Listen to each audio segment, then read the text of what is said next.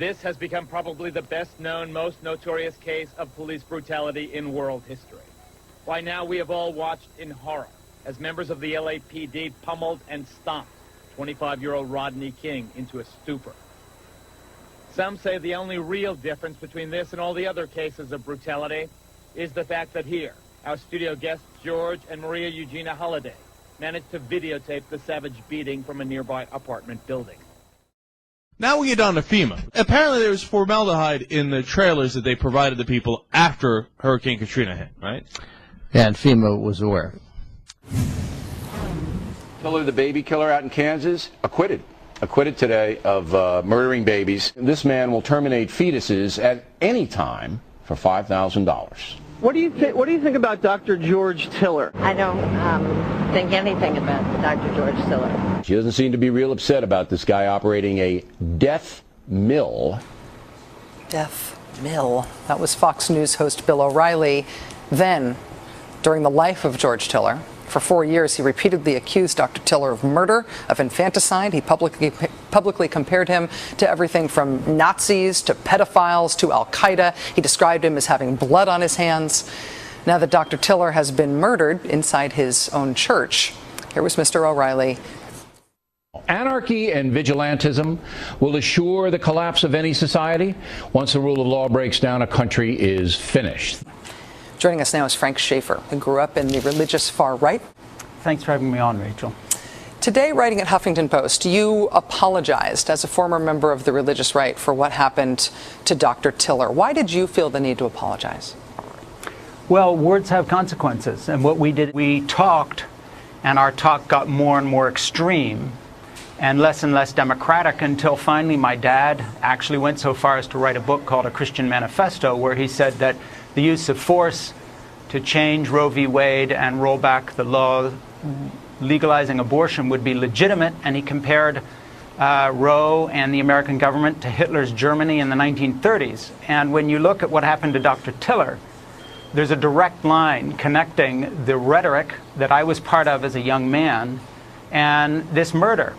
And so people like me are responsible for what we said and what we did and the way we raised the temperature on this debate out of all bounds. So this is what helps unhinge a society, talking like this. And I was part of that.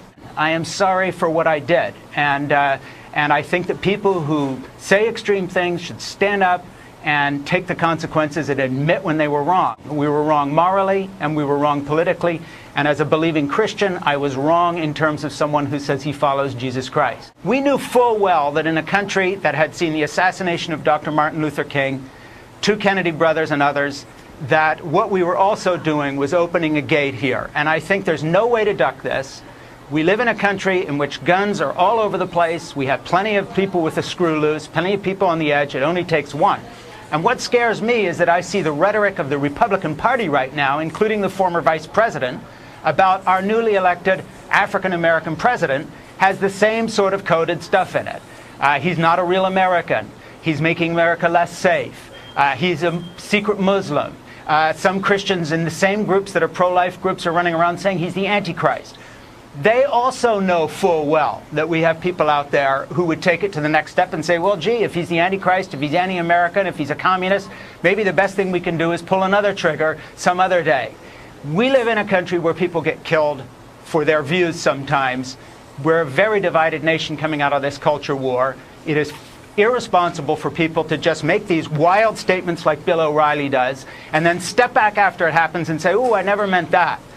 Yes, they did mean it. They meant exactly what they said. And when you start calling people those sorts of names, if people don't stand up and actually take back these words, take back these angry words, they are still culpable for the next event that happens. And we need to be able to just call it what it is.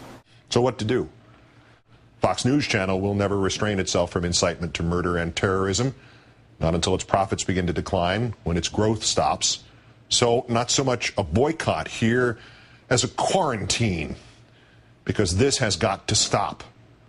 Hey, that's hella fucked up!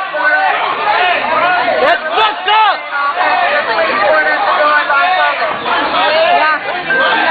Let him go!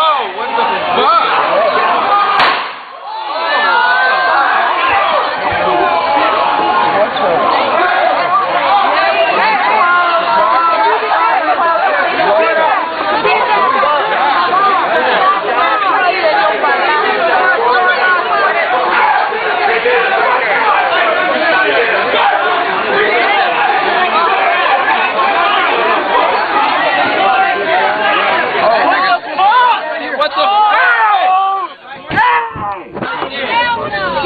Both Mayor Moscone and Supervisor Harvey Milk have been shot and killed.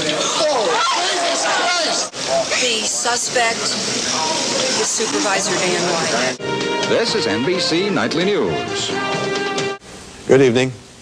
George Moscone, the mayor of San Francisco, was shot dead in his office in City Hall this morning. So was Harvey Milk, a city supervisor. Both shot, both murdered. Police arrested Dan White, a one-time city supervisor.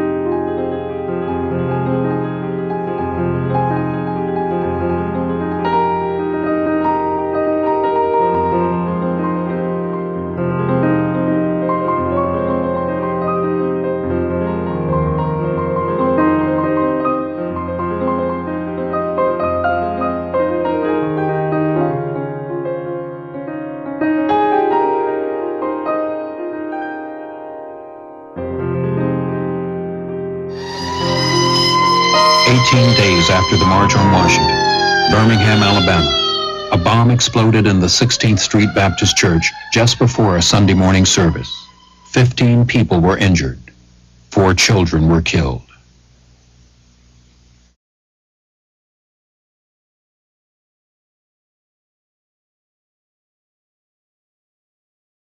In 1968, Dr. King stepped out onto the balcony of his motel room in Memphis, where he had been meeting with Ralph Abernathy, Jesse Jackson, and others.